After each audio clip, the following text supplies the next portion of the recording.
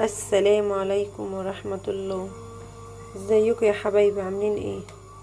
بصوا، حد يقول لي ده ايه؟ والله انا ما عارفه.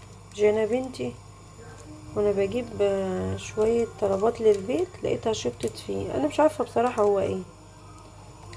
وشبطت بيه فيه ليه انا مش عارفة. عامة انا حطيت شوية زيت على النار في حلة واحط. هما بيقولوا عامل زي الفشار. هشوفوا بقى بعد ما يطلع يبقى عامل ازاي. خليكم معايا. بصوا، انا اول مره اعمله بصراحه.